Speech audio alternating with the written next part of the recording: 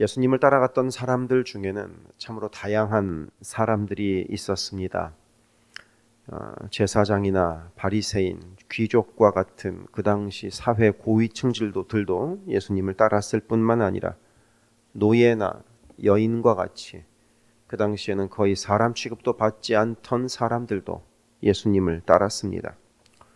유대인만 예수님을 따른 것이 아니라 유대인들이 게으로 여기는 이방인들도 예수님을 따랐습니다. 성격도 다양했습니다. 차분한 사람만 예수님을 따라간 것이 아니라 성격 급하고 다혈질인 사람도 예수님을 따라갔습니다. 예수님을 따르는 데에는 어떠한 제한도 없기 때문입니다. 그래서 어제 말씀에서 우리는 예수님을 차분하게 끝까지 따라갔던 이 마리아라는 여인에 대해서 우리가 함께 생각해 보았습니다. 300데나리온이나 되는 그 값비싼 향유를 예수님께 드린 마리아는 평생을 주님께 헌신했습니다. 흔들리지 않고 주님을 따랐습니다. 그리고 오늘 말씀에서는 마리아와는 정반대의 성격이었던 다혈질 베드로에 대해서 우리가 함께 살펴보기로 원합니다. 다혈질 베드로 역시 주님 쓰시는 그릇으로 평생을 살았습니다. 베드로야말로 참으로 큰 그릇으로 예수님에게 쓰임을 받았습니다. 예수님이 승천하신 후에 사도 바울은 이방인에게로, 베드로 사도는 유대인에게로 갔습니다. 그렇게 이 베드로는 시대를 양분할 정도로 대단한 그릇으로 평생 쓰임 받았습니다. 하지만 베드로에게는 그 큰 그릇이 깨지는 일이 한 번 있었습니다. 아니, 그릇이 깨진 것이 아니라 베드로 자신이 자신의 그 큰 그릇을 스스로 깬 적이 한 번 있었습니다. 오늘은 그 이야기를 말씀을 통하여 살펴보겠습니다. 여러분도 잘 아시듯 베드로는 예수님의 수제자였습니다. 매우 성실하게 예수님을 따랐죠. 배 곁에서 그물을 수리하고 있는 베드로에게 예수님이 찾아오셨고, 그리고 베드로는 그렇게 예수님을 만나고 나서 모든 것을 버리고 예수님을 따랐습니다. 베드로에게는 재산도 있었고 가족도 있었습니다. 베드로는 배도 몇 채 갖고 있었고요. 결혼도 한 상태였거든요. 하지만 베드로는 다 버리고 예수의 제자가 되었습니다. 역시 열정의 사람은 다릅니다. 그리고 베드로는 다른 11명의 제자와는 좀 차원이 다르게 정말로 열심히, 정말로 성실하게 뒤도 돌아보지 않고 예수를 따랐습니다. 파도가 몰아치는 갈릴리 호수를 배를 타고 위태롭게 건너고 있을 때 예수님이 물 위를 걸어서 그 배로 찾아오셨습니다. 그러자 배 안에 있는 사람들은 예수님이 귀신인 줄로 알았던 그때 베드로는 예수님께 이렇게 말씀드린 적이 있습니다. 마태복음 14장 28절입니다. 베드로가 대답하여 이르되 주여, 만일 주님이시여든 나를 명하사 물 위로 오라 하소서.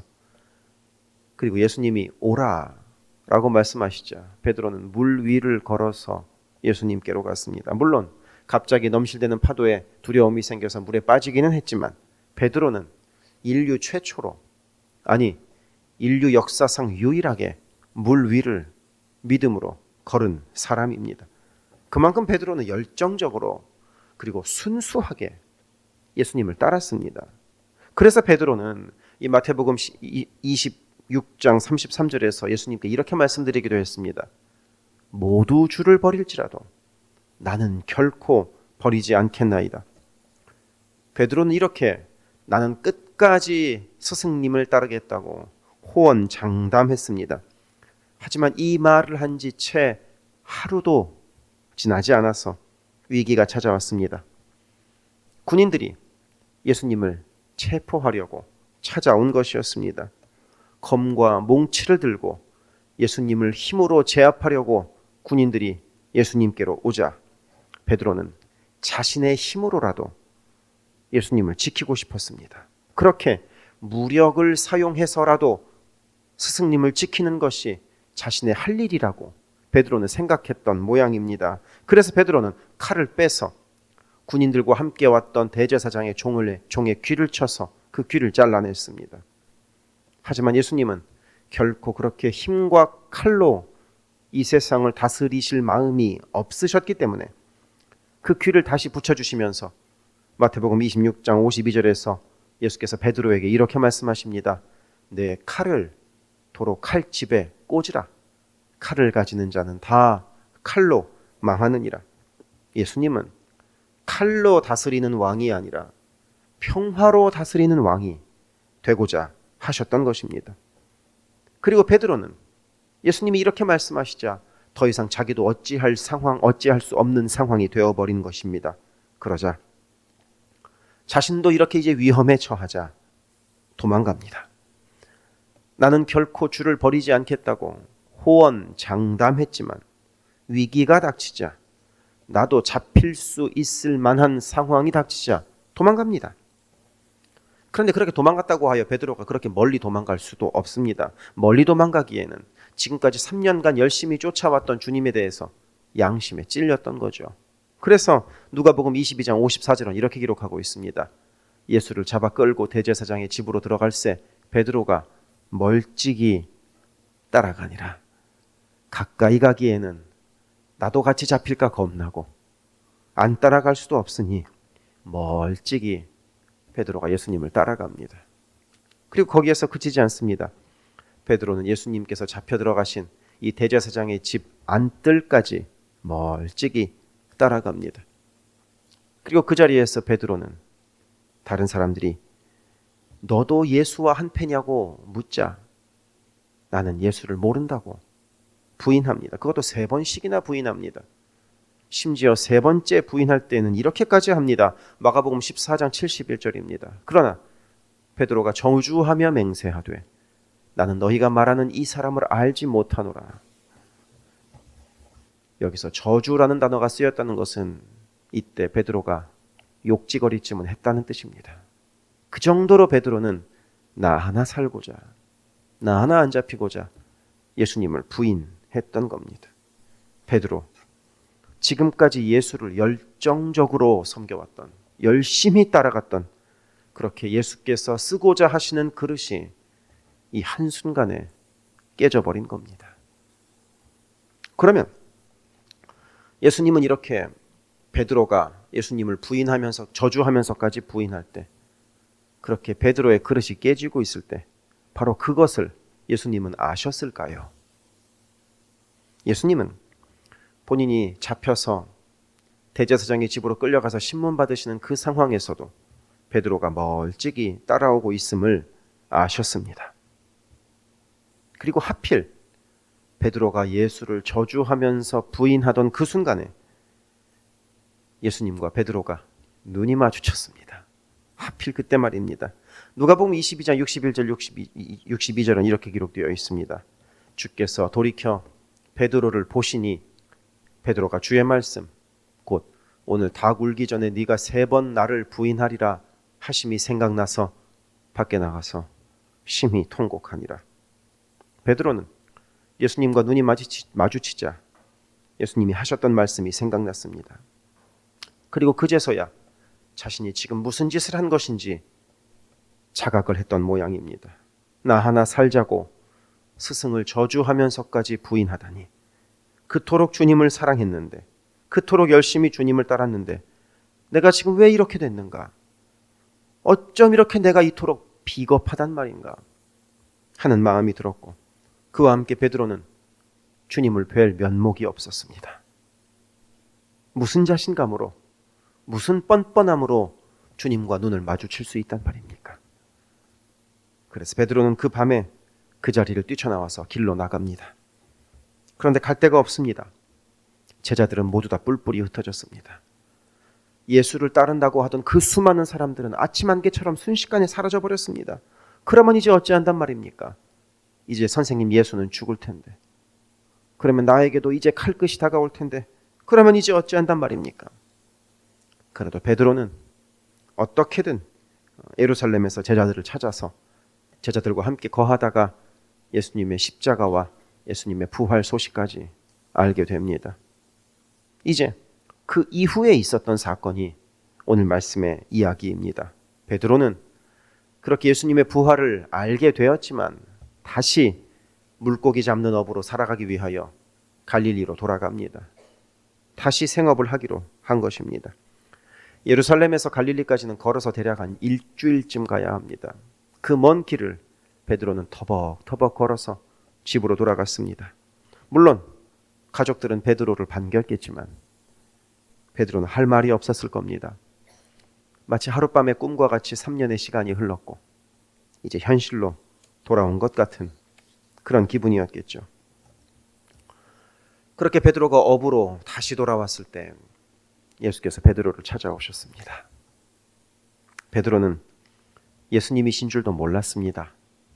그런데 옆에 있는 사람들이 예수님이 오셨어 라고 말씀하시자 이제 베드로는 타고 있던 배에서 내려서 뛰어서 예수님께로 달려갑니다. 그릇은 깨졌지만 다혈질의 성격은 여전한 겁니다. 그리고 그 자리에서 예수님은 베드로에게 아침 식사를 차려주시고 베드로에게 이렇게 질문하십니다. 그 질문이 오늘 말씀 15절에 기록되어 있습니다. 그들이 조반 먹은 후에 예수께서 시몬 베드로에게 이르시되 요한의 아들 시몬아 내가 이 사람들보다 나를 더 사랑하느냐 하시니 이르되 주님 그러하나이다. 내가 주님을 사랑하는 줄 주님께서 아시나이다. 이르시되 내 어린 양을 먹이라. 예수님은 베드로에게 네가 나 배신한 거 나 다 알고 있다. 괜찮다. 난 다 용서했다. 이런 말씀하지 않으십니다. 그러니까 표정만 보셔도 다 아시는 겁니다. 그래서 예수님은 베드로에게 네가 나를 사랑하냐고 물으시는 겁니다. 제가 만약 예수님이라면 베드로에게 묻고 싶은 말이 참 많았을 것 같습니다. 왜 나를 배신했느냐? 왜 나를 모른다고 했느냐? 그렇게 배신할 거면 왜 나를 끝까지 따르겠다고 호언장담했느냐? 이렇게 따져 묻고 싶은 게 많았을 것 같습니다. 우리는 따지기를 좋아하기 때문입니다. 궁금한 건 못 참습니다. 다 알아서 다 헤집어 놔야 직성이 풀립니다. 그런데 주님은 베드로에게 그렇게 하지 않으시고 한 가지만 물으십니다. 네가 나를 사랑하느냐? 예수님은 베드로 안에 있는 예수님을 향한 사랑 그거 하나만 확인한다면 그것으로 충분하다고 생각하셨던 겁니다. 그래서 예수님은 베드로의 사랑을 확인하시자 내 양을 먹이라고 사명을 주십니다. 우리 예수님은 베드로를 그렇게 깨졌지만 회복된 큰 그릇으로 사용하고 싶으셨던 겁니다. 비록 예수님을 저주하면서까지 부인했다고 하더라도 거기서 끝나는 것이 아니라 그것을 회복시키셔서 예수님은 베드로를 더 큰 그릇으로 더 멋진 그릇으로 사용하고자 하셨던 것입니다. 왜냐하면 예수님은 베드로 안에 있는 예수님을 향한 그 뜨거운 사랑을 알고 계셨기 때문입니다. 그래서 예수님은 이렇게 찾아오셔서 깨진 그릇 베드로를 고치셨던 것입니다. 일본에 킨츠키라는 기술이 있다고 합니다. 킨츠키라고 검색해서 보시면 아실 겁니다. 무엇이냐면 이 킨츠키라는 기술은 이제 깨진 도자기를 수리하는 기술인데 도자기의 깨진 부분을 잘 메꿔서 거기를 이제 금으로 연결해서 붙입니다. 그래서 그릇을 복원하는 겁니다. 그래서 이 킨츠키 기술을 쓰면 깨진 그릇이 깨지기 전보다 더 멋진 그릇으로 이제 복원되게 됩니다. 더 아름답고 화려하게 복원하는 겁니다. 예수님은 베드로를 이렇게 사용하고 싶으신 겁니다. 그래서 오늘 말씀을 보시면 예수님은 베드로에게 네가 나를 사랑하냐고 3번씩이나 물으십니다. 예수님이 베드로의 사랑을 그런 식으로 끝까지 확인하고 싶으셔서 3번을 물으시는 것이 아닙니다. 3번씩이나 예수를 모른다고 부인했던 그 베드로의 깨진 그릇을 똑같이 3번씩이나 물어보심으로 고치고 싶으셨던 겁니다. 깨졌던 것이 붙으니 더 단단한 베드로가 되었던 것입니다. 베드로는 그래서 그렇게 평생을 예수를 따랐습니다. 우리도 베드로처럼 그릇이 깨질 수 있습니다. 깨진 그릇 같은 삶이 될 수도 있습니다. 저도 그랬으니까요. 하지만 우리 주님은 결코 포기하지 않으십니다. 포기하면 주님이 아닙니다. 갈릴리 호숫가에 찾아오셨던 주님께서 오늘도 우리를 찾아오기를 원하십니다. 찾아오셔서 우리의 깨진 그릇을 싸매기를 원하십니다. 하나님은 고쳐 쓰시는 분이기 때문입니다. 한 번 실패했다고 실패한 인생이 아닙니다. 내가 한 번 포기했다고 하나님은 포기하지 않으십니다. 하나님은 끝까지 붙드시는 분이기 때문입니다. 그러니 오늘도 포기하지 않으시는 주님 굳게 붙들고 다친 그릇, 깨진 상처 싸매시는 주님 굳게 붙들고 주님께로 나아가는 우리가 되기를 바랍니다. 기도하겠습니다.